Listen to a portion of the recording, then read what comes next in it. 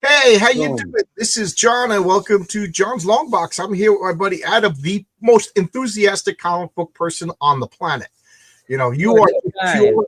Yeah, I love talking to you. You are just pure comic book joy. For It's me, it's sheer love of the game. I was just on, the Midtown.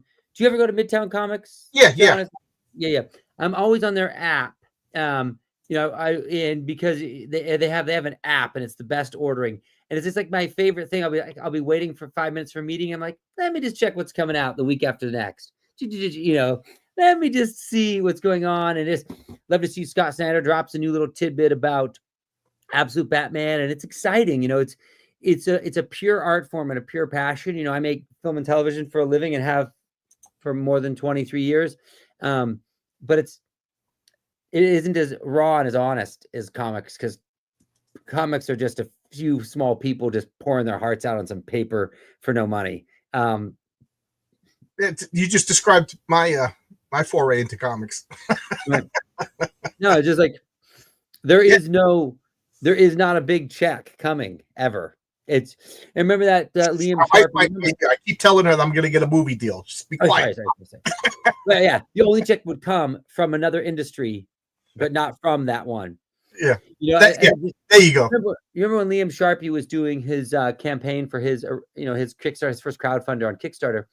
Like Liam Sharpie is an amazing artist who's done some of the biggest books in comics, and he's like, I live in a tiny little box in Brooklyn, and I draw in the kitchen, and that's my life, and I'm 50, and I've been doing this since I was 20, and I'm drawing Wonder Woman and Superman. I'm doing big books. That's all he could afford. It wasn't until he did his crowdfunder that he could afford to buy a house, and him and his wife left the city and had a moment. It's like that's how long he pedaled. Didn't Sean?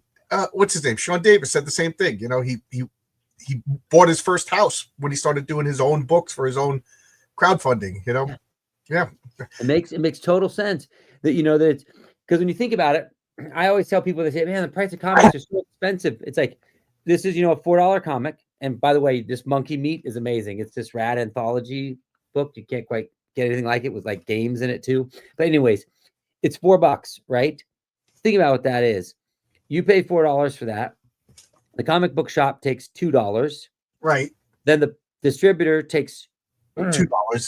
The distributor is going to take about 40 cents of that. So the publisher gets $1.60, which then has to cover shipping, publishing, creation, everything. Right. So $1.60. So think about it. If you sell 10,000 of these, you made 16 grand. That's not a lot of cash. It just isn't a lot of cash split between all those hands and people who need to be involved. And that's if you sold 10,000. And very, very, very few small press books sell that many. Yeah. Yep. Yeah, absolutely. So it's like, just think about what that is. It's like when I did The Exiled, my book with Leslie Snipes, he and I, we sold 60,000 copies of issue 1, right? And that week we're the #1 book on Diamond. And for an unknown property of 60,000, they called us up and like, this is great news, guys. You did 60,000. By the time we were done all 6 issues of that book, it's like it barely broke even on all the costs to get it all created. And so it's just one of those things that you kind of have to be in it for the love of the game. Yeah, I'm making my own comic. It costs me money. I'm not making any money.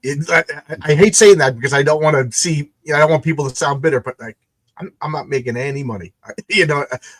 My goal is to help you guys. Will you buy my comics so I don't spend more money on my comic. I enjoy doing it. Right. I enjoy doing it. I wouldn't be doing it, and I'm excited to tell you these stories. Matter of fact, today at work I had to go out and wait for a truck, and the truck was late, so I had like an hour, and I was just talking to buddies about plot lines, and they were all excited, and I'm like, I just hope I get to these stories. So I know that's right. That's the thing about it is you're in it. It's like the money is about so you can just keep going. It's not because there's like a Ferrari. Yeah, I got a job that pays my bills. You know what I mean? Yeah, instead of going out drinking with the buddies, I write comic books. You know what I mean? That's my hobby. And So that's a rad place to be. But yeah, both love comics. You know, I right. think, you know, your collection's impressive. It humbles me. But I think we're both men who are spending far too much Crazy time a people. We're month. crazy people. Let, Yeah. let's And let's cut through the nonsense. We are two crazy people. that's right. And we've read thousands of comics and we read them often and all the time. And that's why I've been doing this top 10 list. If you might have seen it, I've been Yeah, I was posting. watching. I was following along. I Yeah. commented a few times. Yeah. And it was like, these are the books that like were a combination of one criteria is the arc had to be completed in the sense of, like with Berserk, the arc is not completed, but the creator is passed, so Right. it can't be completed, right? And that's okay. So it sort of ends it when it ends it for him. So it has to be a single journey of a creator, and it has to have not only both like sort of personal impact, but it has to have broad global impact, right? When you start to say the best, right? It's because sometimes we have a book that we love more than any book, but it's just for us, and there's like 7 of us, you know, right? But then there's something like Ghost in the Shell, which is my number 10, which millions of people have read. It's spawned anime after anime. Unfortunately, a very disappointing live action film, and has, you know, spawned countless conversations and endless discussion. And it's one of the most moving comic books I've ever read. It's phenomenal. Masamune Shiro is the creator of this book. Writer, artist, mangaka. Mangaka is what they call them in Japan, or a cartoonist, we call them Right. here in the US, right? Yeah. And what it is, fearless storytelling. It is the cyberpunk. It is the greatest cyberpunk story ever told. The idea of the ghost in the shell, right? The soul inside of a human, right? And they have these, essentially our main character is just a brain that's living in a cybernetic body that gets bounced around, and she has a ghost, right? Or their soul, right? And they're developing these machines that can replicate a ghost, right? This distinction between human and the machine is the ghost. And so it begs so many questions about what it means to be human, what about robots, and then it just has the most unbelievably amazing design every frame. It's just the most incredible design work. It's really something else, and I think the designs in it have inspired countless others, right? And this book, why I certainly felt it landed so firmly in the top 10 is because it was a legacy piece that in its genre and what it is, it just doesn't have an equal. And when I read it again just recently, John, and just like the jokes, the wit, like the twisting plot turns, the action, it's like this reads as strong today as it did in 1989. It is crazy how like a masterwork doesn't fade. It holds out like Shakespeare. It just keeps staying. And it is definitely that book. And anybody not familiar with this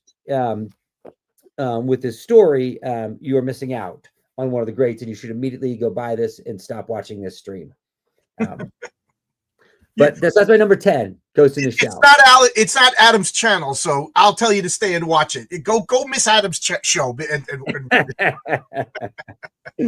What was your top 10? What was your number 10? I don't know if I'm going to be controversial enough, but I picked my personal top 10. Okay. I was thinking, do I want to pick what I think are the most important comics of all time? And I said, okay. You know what? I want to pick what I like the most. Okay, that's fair. It's going to be heavily, biased. Yeah. It's going to be heavily biased. And if you guys want to argue with me that they're not, that's fine too. I fully admit it's, just like some songs that you like because they came out at a time, oh my God, that's when I met that girl, or that's when I went camping. This is why I like these. The number 10 for me is Avengers 150 to 200. So I started collecting 50 to 200. It was all the same artist?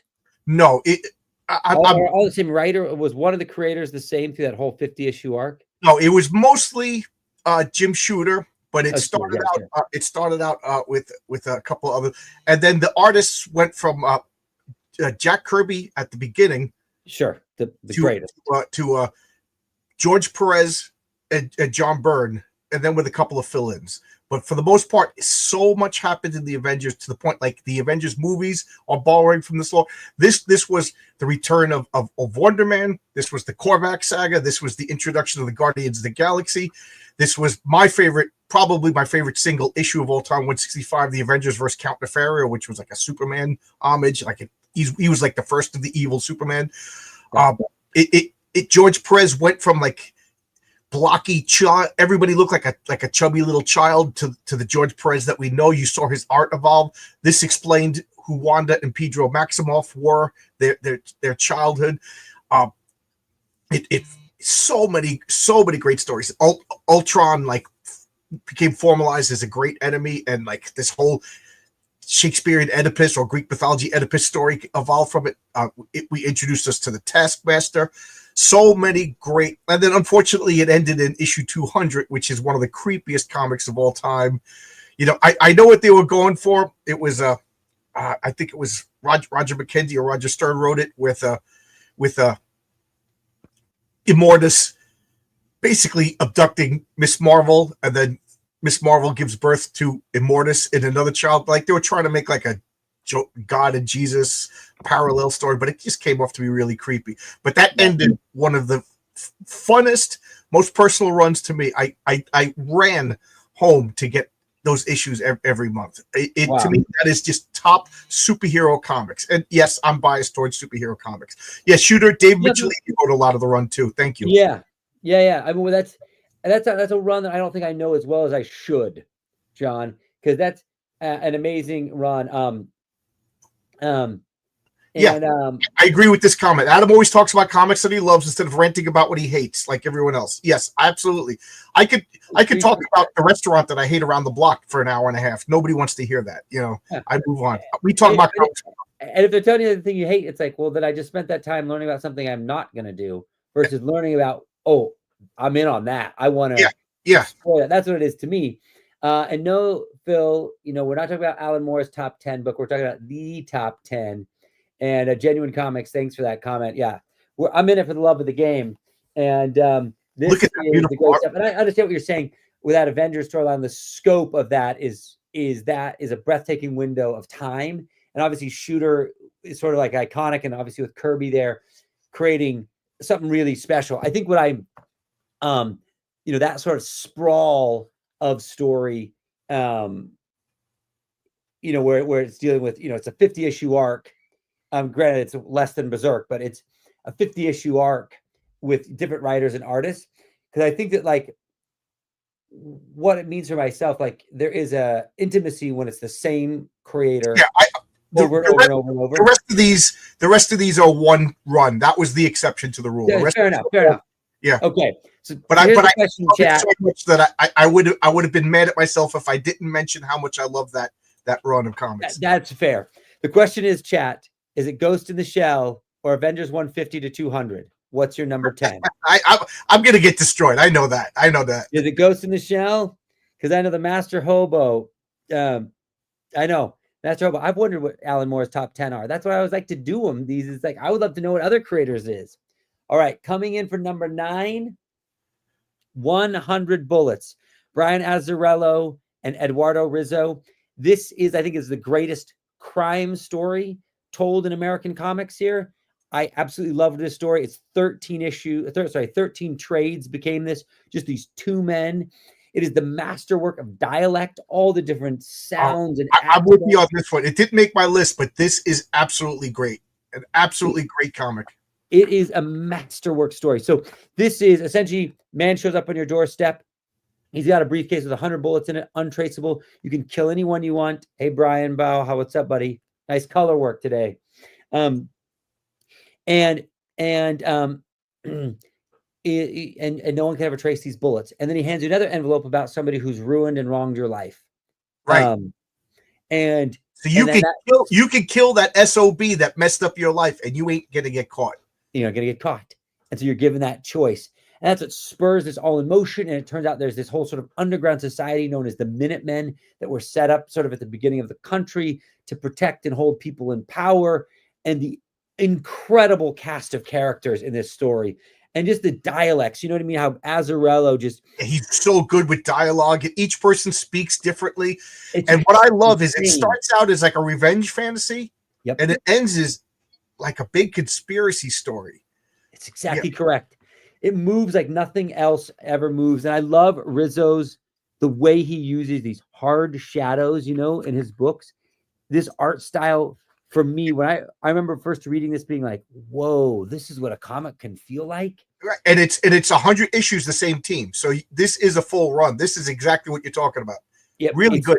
It's a masterpiece here. Now, interesting in the story of how I found this book, I was shooting snakes on a plane, and Sam Jackson came to set, and he was reading 100 Bullets.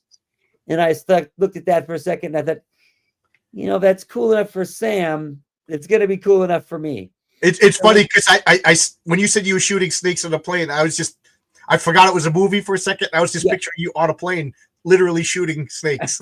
Yeah, I was like, that was cooler than I thought. Yeah, it was the closing credit sequence. There's this music video that's the credit sequence with Sam in it, and Cobra Starship and some other band members, Gym Class Heroes. And so I was shooting that, and I remember that when he came to set with that, and I went out to the comic book shop. I'm like, "Do you got this thing called 100 Bullets?" And listen, Master Hubble, you've got to read it. Yeah, I got this monthly, so like this is one of the few comics. You did it monthly. Yeah, I'm a crazy person. At one point I was getting everything that Image put out, everything that Marvel put out, everything that DC Dark Horse did. I was getting like $400 worth of comics a month. I was out of my mind. But this was one of the few comics that I liked so much that I would go back and reread. Like I never do that anymore. Like, a new issue came out that referred to something. I'm like, I don't recall this, and I would have to go back and reread the last 4 months. So and now I got to reread the whole thing again.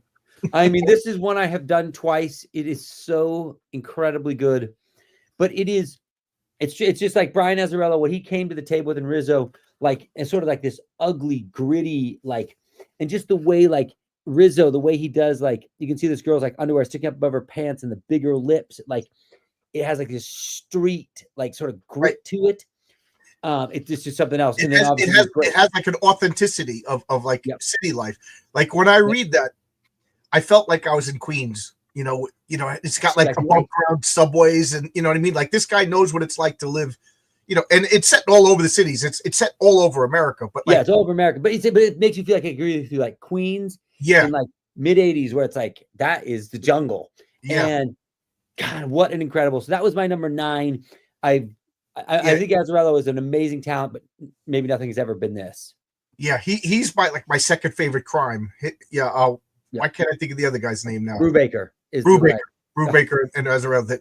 Their crime is so good. Like I don't even want them to do superheroes anymore, and I'm a superhero. No, I'm done. Brubaker, but just stay with Reckless. Yeah, it's so good.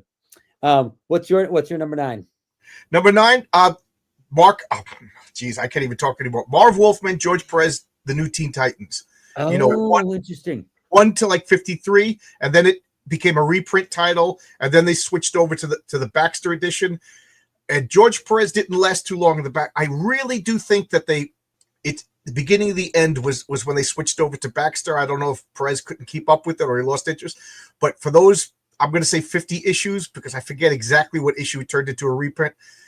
That was the pinnacle of a writer and an artist just working together. They love the characters. You know, they took some legacy characters, they took some original characters, and what I loved about it is it did everything a superhero comic can do. They had a crime guy, Robin, so they had mysteries and detective stories. They had this Greek mythology, Wonder Girl, so they introduced like Greek gods literally and Titan stuff. Then they had like a demon girl, supernatural with Raven, other dimensional Satan figures, science fiction with Starfire, high-tech science with Cyborg, and then just traditional superheroes with Beast Boys. And then Kid Flash would run around too, almost like making it regular superheroes. They did everything. It just showed you how you could have every genre in a superhero comic, and it made sense. And then that was even more than the Avengers. You watched George Perez. They kind of went from like big-headed, weird-looking babies in the first couple of issues to that amazing George Perez artwork. Every character, like, to the point, like, you knew what they were going to say, you knew how they were going to react, you knew what they were going to do. It was so good, and plus, it came out at the right time. Is that in trade? Is that in trade? Because I think you could get the original issues in a couple of collections now. It is so good. Yeah. So that's my number 9. Again, I'm more superhero oriented. No, there's nothing wrong with it, because my feeling about it is somebody told me, says, "Oh, Adam, you mingled with manga and comics," and I was like, for me, it's all the same. It's sequential. It's panel storytelling, where one sequence, there's style differences, and for some people that's superheroes, for some people it's crime, or it doesn't need to have a lot of rules to it, because I caught some flack last week for saying that manga is comics. It's just the same thing. It's sequential storytelling. I just use the general term comics, but I keep saying Benezeri Gesserit for the European. I know I'm saying the wrong thing. There's a word for the European style. That's comics too. It's all comics. Yeah, it's all using the exact same tools and tricks of the trade, and I think that trying to make that distinction, it doesn't help anybody. Instead of just saying, "No, dudes, we're all in this." Yep. Absolutely. I know it's coming. This is where we part ways. This is where we had to fight. So this is my number 8 here, is Batman the Killing Joke. Alan Moore, Brian Boland. Now, I think this is a placement I debated with 2 other books. One is Lone Wolf and Cub, which is, I just can't get enough of this. That's my first manga, so I have a really good affection for that comic. Oh, God, it's incredible. It's just something else. And then The Dark Knight Strikes Again. The Dark Knight Returns. And I think what has sat with me is I sat down and said, which of those books has sat with me the most, has lived in my imagination, has shaped sort of my understanding of storytelling, and also sort of, I think, spawned, this understanding of the Joker, of a villain. As I kind of say, this is sort of like the greatest villain story ever told. And in that sense is because really in this one, the hero of this story is the Joker, really is what it's inviting you into, is this madness, right? And the way that Alan Moore uses this incredible trick in this book, where you have a dishonest narrator. Right. And I remember reading that for the first time, and I was like, wait, I'm being lied to by the storyteller.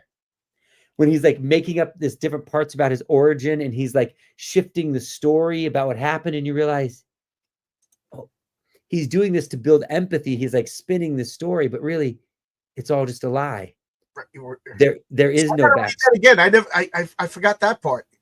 Yeah, I never picked it up. I never claimed to be smart, Adam. I never made it. And then these panels by Brian Boland. I cannot argue. Brian Boland is one of the top 10 best comic book artists of all time. Oh my God, is it good? I mean, these pages that he just delivers. I mean, it's just something else. And like this iconic image here of the Joker laughing. It's like, wow. I look at that when I remember first seeing that image. When he has this, and I remember seeing that, and I'm like, that's it. That's who that character is, in a way. Maybe nothing else had made me feel it. And so it's just, anyway, so this was a story. And then with this ending that just blows my mind, where he's choking him, right? And the Joker just laughs and laughs and laughs as he choking.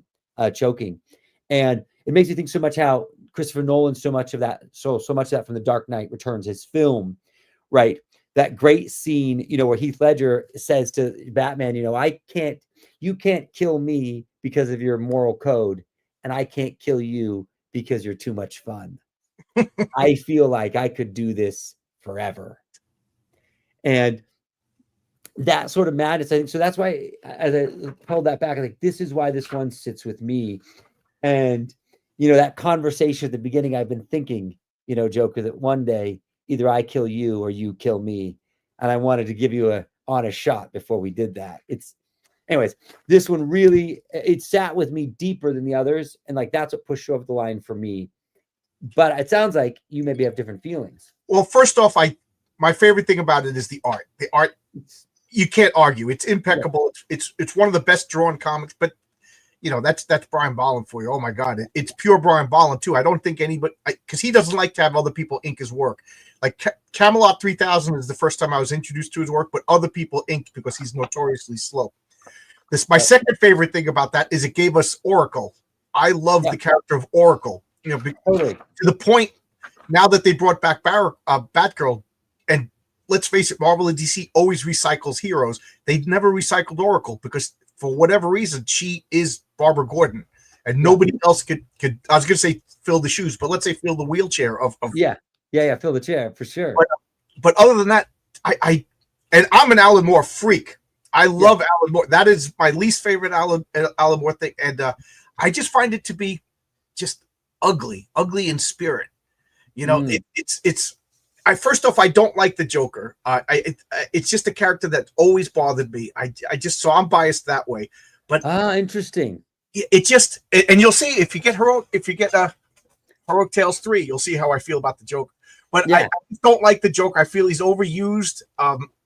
And I don't mind that he's inconsistent because I think that's the best part about the Joker is that he's inconsistent. I agree with Chuck Dixon that they never should have made the 3 Joker story. Joker wakes up every day and reinvents himself. He's chaos, Right.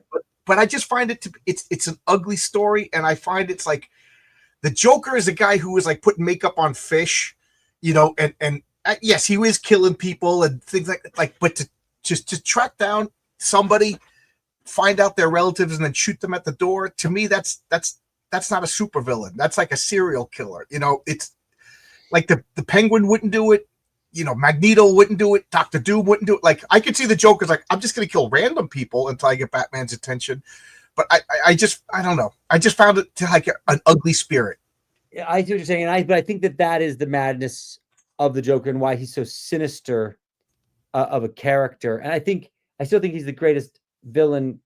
I agree he can be overused. And I think he is because I think is the greatest villain in the DC universe. Okay. Sure.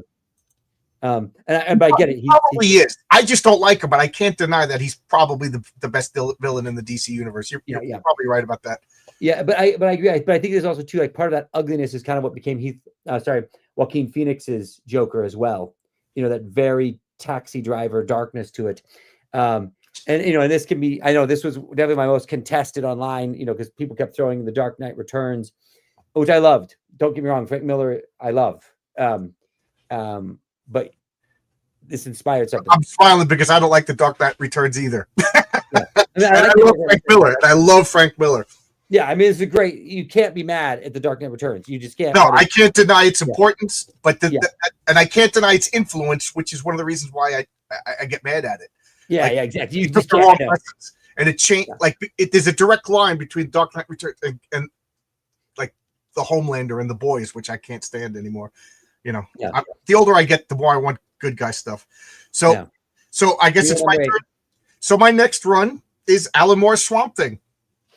I told you I love Alan Moore. I love this run. This is probably my most reread run of comics. As a kid, I was so freaking pretentious explaining this to people. I remember my older sister had a party, and there was this nice guy from Ireland just humoring like 14, 15-year-old me, explaining to him everything in art, and Alan Moore's Swamp Thing stories, the intricacies. It was the first time I was just like, this is like a 20-issue arc that it's referencing things from 18 issues ago, and you have to get the whole thing. And you can enjoy each separate issue because a lot of it is just like especially that American Gothic story. I'm gonna werewolves, vampires, and stuff. Yeah. But he did like a very unique spin on each. Like his vampires, they lived in a stagnant lake. So that was just like 2 fears in one. Vampires are scary, but now they're living in that murky water that you know. I know. And that little fat kid he's like, come on in, Mom. The war.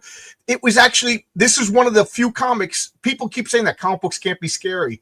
This is scary. This is actually legit scary in some of these comics. Yep.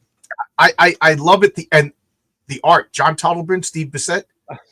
It's probably one of the top 5 art teams of all comics. Yeah. Yeah, Dirty old agree with Granny's you. it's post-tentious. This is the most post-tentious. Yeah. I invented a word. When you're beyond pretentious, you become post-tentious. Yeah. Well, it's interesting because the first issue of this was actually Dan Day. Dan Day started the run, and then Stephen Bissett took over. But Dan Day just did that first issue, and then it was Bissett, right, that took over. Yeah. But I would say that Dan Day set a lot of what he did in that very first issue. That Bissett carried it on. In a really remarkable way. Why I'm pulling this up is because that's my number 7. That's your number 8. That's my number 7. Okay. Because it's I remember being at a Comic-Con and I was in my 20s and somebody said, you should read this book. It's the best there is. And I thought, really? And then I remember buying it there on the floor, this exact copy of it.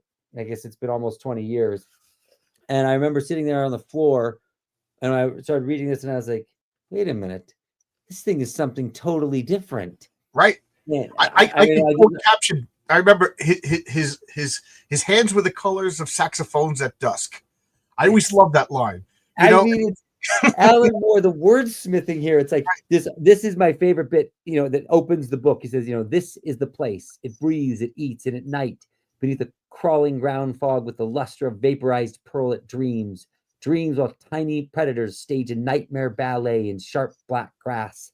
It is a living thing. It has a soul. It has a face. It's just like the way he puts those words together. You're like, I remember reading that and I was like, whoa, this is different. This is not regular comics here. This is something is entirely different. I was kind of at the Chris. And how good is that issue 50 when all of the supernatural beings fight this great darkness? Oh my God. That you bring up Shakespeare. That's Shakespeare to a 14-year-old boy. There's any question about it. It's just like this, this moment here when he kicks the runoff, when he's going to Arcane to make sure that he's dead, right? And he just has to go there to see if he's dead, to be sure. Right. It is something so poetic about it. And when he, Alan Moore's twist on the Swamp Thing isn't actually the scientist.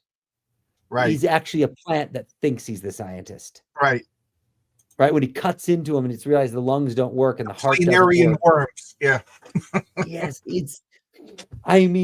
With this, we're united on, it's like this run is like, and now this is just the first volume. He did 6. It became 6 trades. So I think it was like about 40 issues, right?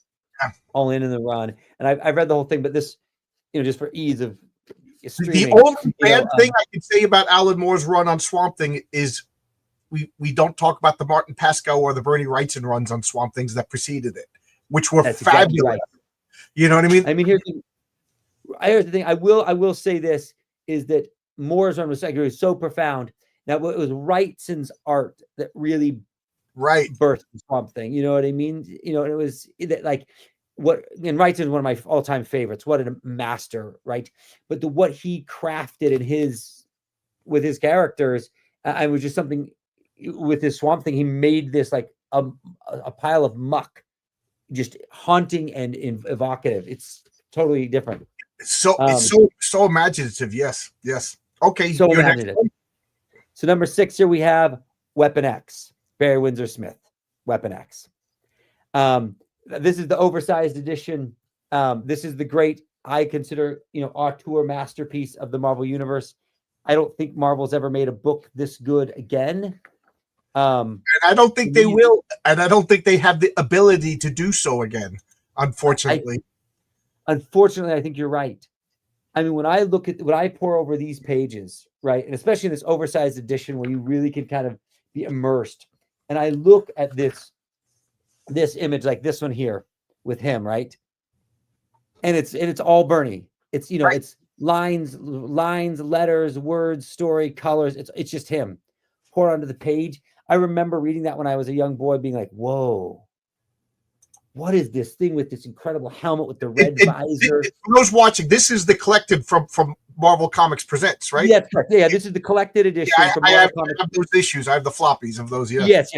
Let me preface that. Yes, this came out in single issue floppies as Marvel Comics Presents, and this is a collected, oversized edition. that's just fun because you can.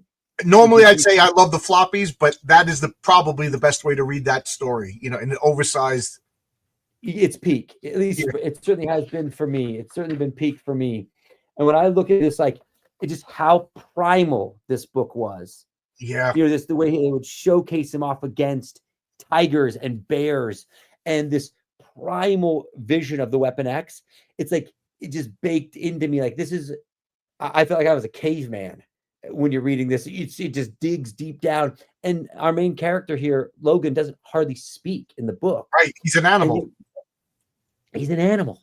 And you can see they take this man, this Canadian agent, transform him into this animal, and then unleash him out on the other side. And after you read I also get a little bit of pleasure that the bad guys are basically Canadians, because they always have this nice guy reputation. My wife's over there. She's Canadian, so I'm busting her chops. Yes. And you need to have that. Yes. Yeah, there is this. I do agree with nice guys. Whitmore says.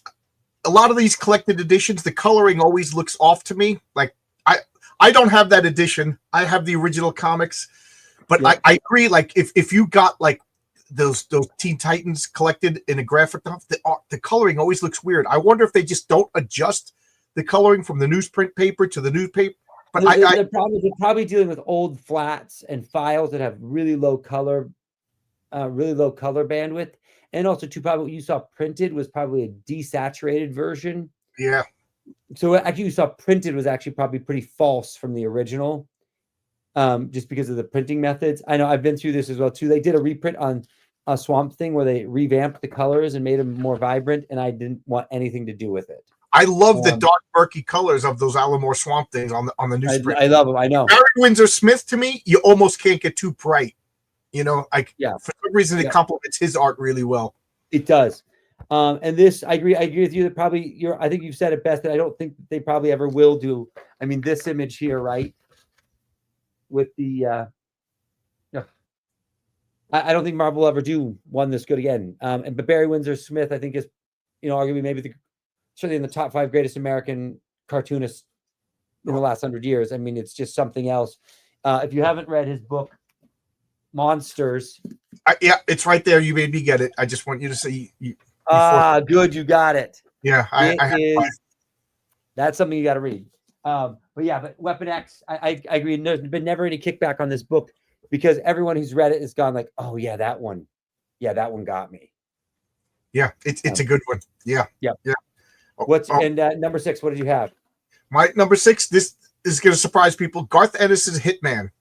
Oh, interesting. John McCrae, Garth Ennis, I forget if it's 1 to 65 or 1 to 75. I think it's 1 to 65. It is one of my favorite comics of all time, and it's why I love Garth Ennis, like warts and all. Like I bought Boys because I'm a completionist, even though Boys really upset my stomach. But the premise is DC rather had like a crossover event where the Bloodlines, these aliens come down and they kill people, and like 1 out of 1,000 people that they kill get superpowers. It's a stupid origin, and one of them is Tommy Monahan. He's a Gotham City hitman. Yeah, and he gets X-ray vision and telepathy. What great powers for a hitman to get! And then he's just, I guess editors were tough. Like the second issue, Superman, Green Lantern shows up, Batman shows up, but Garth Ennis hates superheroes. So the second issue, Garth Ennis is coming home. I mean, Tommy Monahan's coming home from a date. He's Irish. He's an Irish. His mother fled Ireland and literally gave birth to him and died as she stepped foot into Gotham City. It's one of the saddest stories you'll ever read. I'll get to that in a second. So he's eating Indian food for the first time because he's taking a girl on a date. Batman shows up and goes, "Tommy, I know you're a hitman. I'm watching you." And as he's lecturing, Tommy Monahan goes, and throws up on Batman because Garth Ennis hates stupid. In issue 16, Green Lantern shows up, and it's during that final night when the sun goes out. So they're all just sitting in a bar telling stories. So it's him like, okay, editorial says I have to reference Final Night. So this guy's telling his stories, and it's all like war stories and hit stories. And then Green Lantern tells a superhero story, and they're all looking at him, it's just fun. And then it's Green Lantern's turn to buy a round. He goes, "I don't have any money in these pockets." So they take Green Lantern, they throw him in the snow, because he doesn't like stuff. But anyway, once you get past the first 7 issues, I think editorial just left him alone. Tommy stops using. He starts saying he gets headaches every time he uses his powers. It's somewhere around issue 19. His powers are never referenced ever again. And like issue 35 is the greatest single comic of all time. It's Superman just shows up and they have a conversation on the rooftop about what it means to be an immigrant, what it means to be a superhero. Wow. The obligations and expectations of being Superman is even more than Superman can handle. And Superman's kind of having a nervous break. And he just picks a random guy. And out of all the things that Garth Ennis hates superheroes, he's so respectful to Superman. I buy that comic to give to people. Why do you like comics? I said, this will explain why I like comics. This will explain why I'm patriotic. This is why, my feelings about immigration. My grandparents all were born in Europe. It's so good. And the next issue is the silliest. I can't even repeat how stupid this premise is, and you're belly laughing. And then the issue after that is a vampire story that's a horror story, and the issue after that is the most heartbreaking, I'm talking ugly crying story of Tommy Monahan's mother coming to America, about what a petty, horrible person Tommy Monahan's father is. He followed this pregnant woman to America just to murder her because she rejected him. Wow. It's so good. But there you go. Alan Moore's Garth Ennis' Hitman, one of the best comics you'll ever read, if you ask me. Wow. Okay. I just ordered that. I haven't done that. Let me know what you think. I need to do that. That sounds incredible. So my number 5 is Sin City, The Hard Goodbye. Great pick. It's not on my list, but I'm not going to argue with you. I have this great slipcase edition, which is just, I love a good hardcover edition, and it's got this beautiful print in it. You have Marv. Cool. I just absolutely love that. Worth dying for, worth killing for, worth going to hell for. Amen.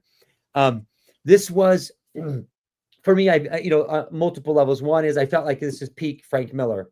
And of all the Sin City books, The Hard Goodbye was, for me, the greatest of them. And not only for sort of 3 reasons. One is that it was Frank Miller, from an art standpoint, he was crafting a look and feel that just didn't exist in American comics, or at least not in any sort of popular way.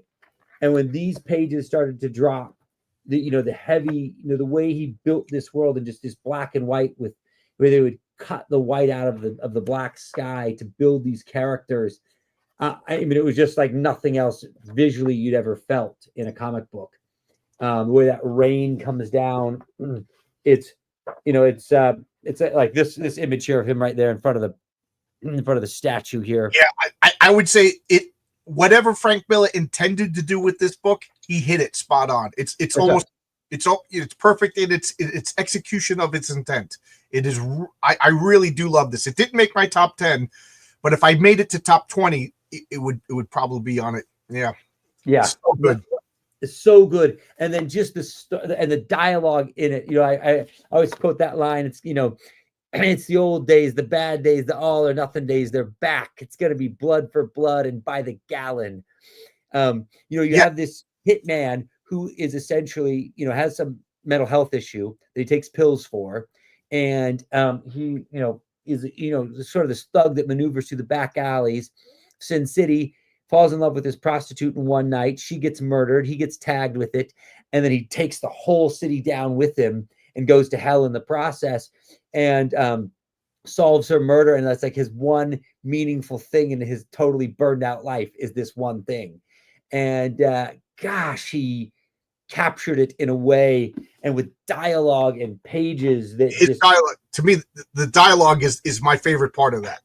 It's like, if I was to take that dialogue and put it in my superhero comic, you'd make fun of me, but it works in that context of that dark, sinister, rainy world. It's so good. It's so good. And it put me on I don't want to say spiral. It put me on a path of reading detective comics. Like, I never would have read Ed Brubaker if not for this. Yeah. This line here does it best. This comes from this moment here when he's saving his parole officer, and she's describing the killer, right? And she says he cooks them like they were steaks, just like they were steaks. And now he's got both of us. It's just every line. It's just, there's nothing like it. My favorite line is, There's wrong. He goes, there's wrong, there's very wrong, and then there's this. Yeah.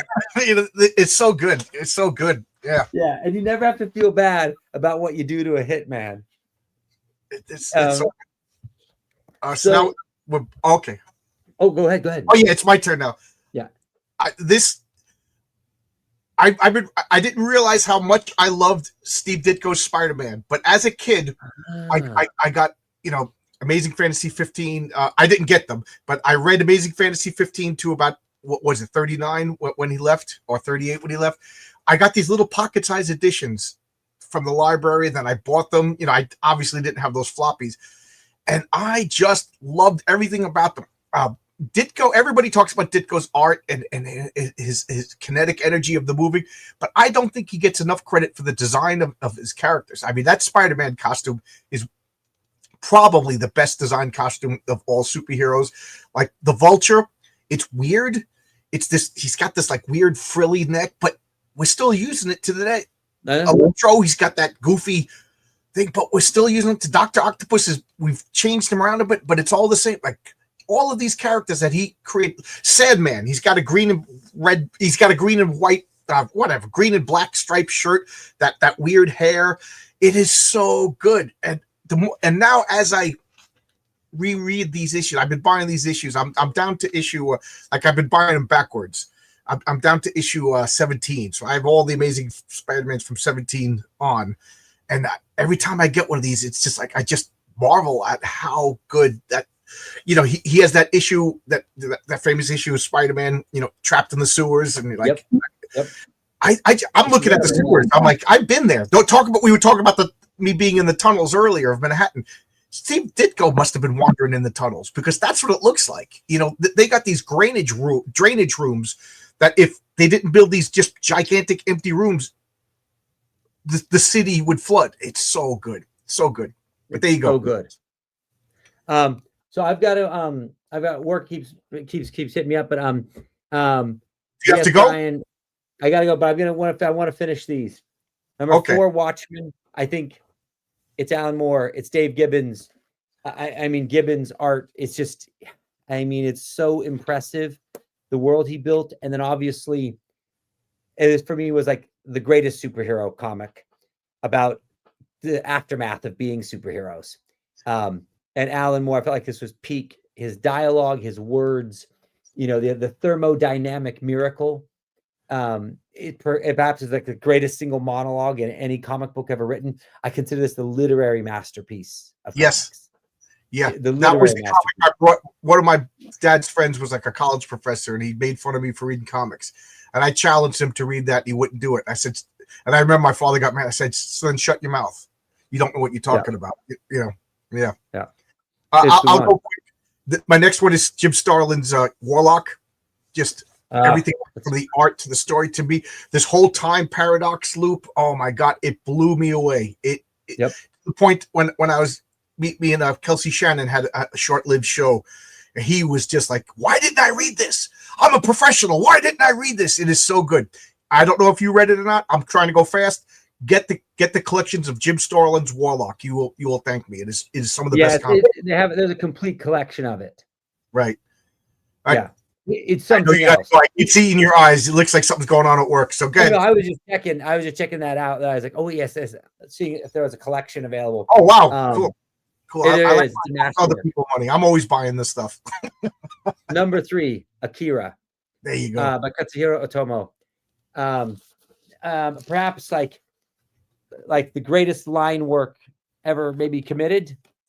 At the time, the speed lines and what he was sort of crafting in this look and aesthetic is not like, I think it was so transcendent that even American comic book artists had to stop and go, whoa, he's got something going on over here. I know that, when I hear Daniel Warren Johnson talk, when you hear James Herron talk, it's like Otomo was the guy that I said, oh, I like what Jim Lee and Liefeld are doing, but this Otomo guy over here, this is something else altogether. And I know that there's kind of been like this emergence of it. And I think that this was the book that took the Eastern comic books to the West. Yeah. It became the bridge. Yeah. And then it became, I would think, probably the greatest anime ever made. And this story, I mean, and I just kept, I read 4,000 pages of this, and it's like the consistency in the art. And if you think about it, back then, all traditionally done, just this guy sitting in his room in Tokyo, pouring these pages out of his heart, writing, and obviously he had assistants later on, for the first few issues, he didn't know if they're going to like it. One amazing note about this is it predicts that in 2020, the Olympics will be in Japan. They predicted 35 years previous to when that is going to be. And that this book is gearing up towards the Olympics in Japan in 2020, right? Which then in real life is when it came to Japan. Uh-oh. So watch out for the gigantic Morphous blob monster. Yeah, coming in next. What's your number 3? Number 3 is Walt Simonson's Thor run. That's one. Again, first off, it's absolutely great. It's amazing. It blends two of my favorite things, mythology and comics. It's one guy writing, drawing, inking. He had another colorist and letter and everything, but it's most one guy's vision. And it's one gigantic epic story, from the beginning to the end. And I love the foreshadowing of it. I love Walt Simonson's artwork in it. I can't say enough. It is so good.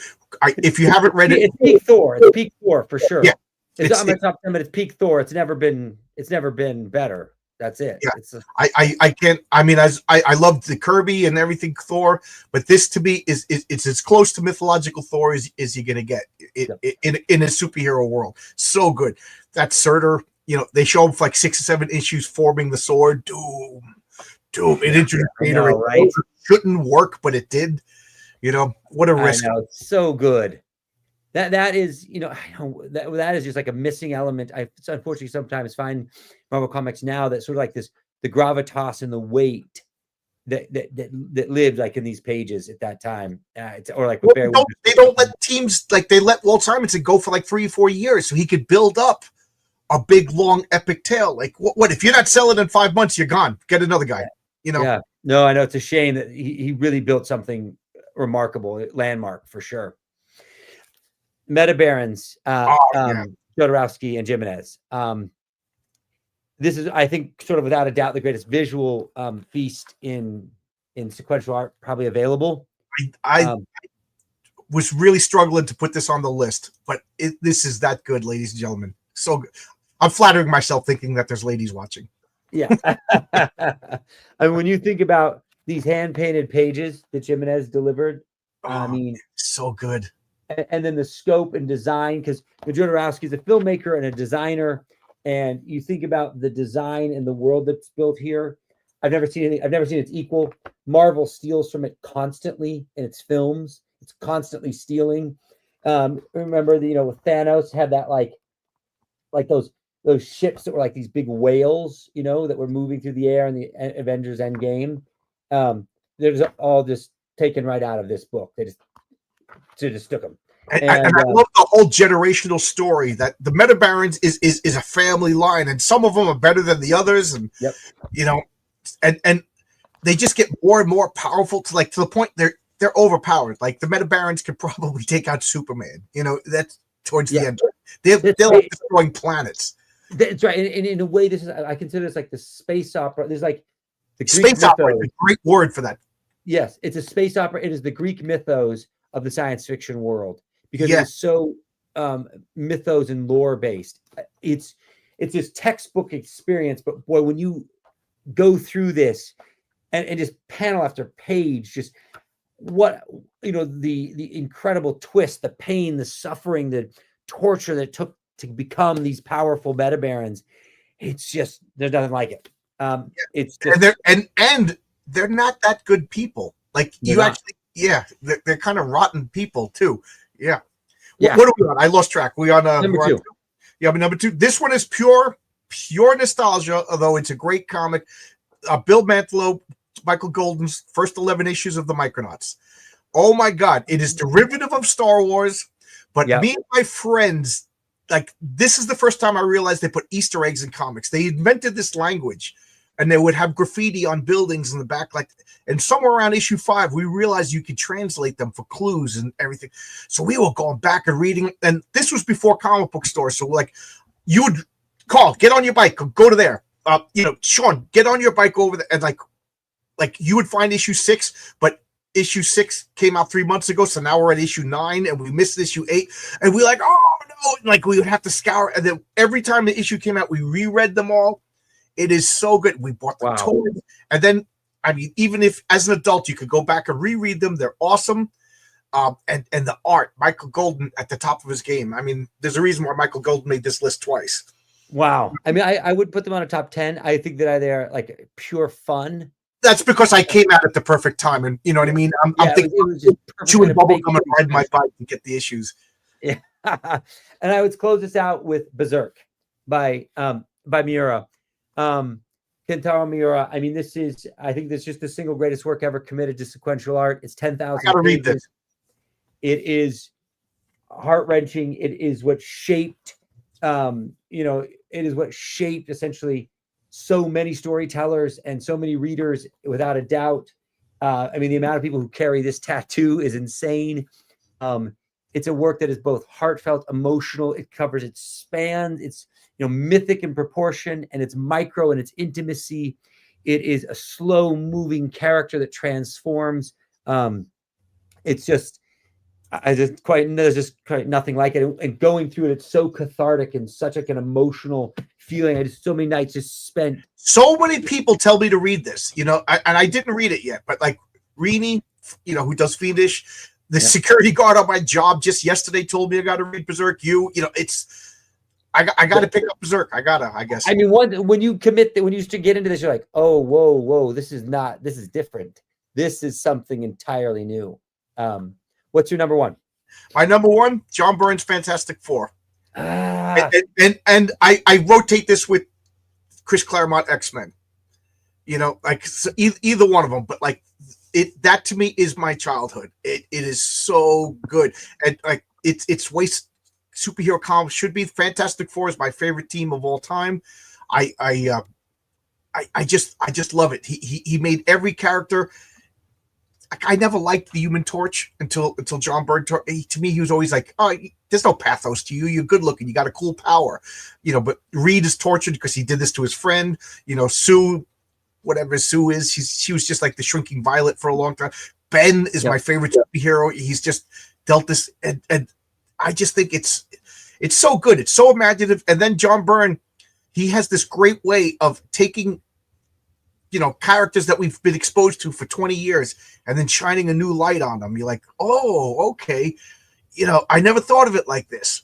Like they explored the negative zone. Like I think more than anybody else, he cemented that there were a family of explorers first and then superheroes later. It's just so good. And I know I'm cheating, but I'm putting the X-Men in that too, because to me, that is just the epitome of storytelling. But my problem is I have a couple of problems with the X-Men because to me, they're just unlikable characters. But with Fantastic Four, just likable characters. They are wildly likable. Yeah. Well, that's our top 10. I need to go reread some things. Some of those comments, like I need to go back and revisit some of those books. This is what makes comics awesome, is that you can have legacies that live like this for 30, 40, 50 years and are still inspiring old men to talk. John, I always love being on your channel, brother. Yeah, I love when you come on. I mean, I have like honorable mentions, like Will Eisner's The Spirit. Incredible. Yeah, such good stuff. I could go on and on and on about we go on for hours. Yeah, but like if you ever want to come on and do like honorable mentions, and we'll go for another hour of stuff that didn't. I think we need to do honorable mentions. Yeah, it's so good, and I just love these comments. I could talk about them forever, and I pretty much do. I still talk about them, and movies about these stories, and the movies that they made about these stories were making $1 billion movie, and now the stuff that they're doing after this era are flopping. So yeah, it doesn't work. Yeah, you did something special, and it's unfortunately, but I still think there are great things ahead, and there are still many. Right, I enjoy watching you because you point out good stuff that's coming out now, where I kind of gave up on Marvel and DC. I still get some Image and Dark Horse and stuff, but Marvel and DC just hurt my feelings so much. I you know what I mean? I feel like a burned lover. I'm like, I can understand. I can understand it. You've had a long relationship with them. I get it. Yeah. I get and Oscar brings up Bone, which is a great read.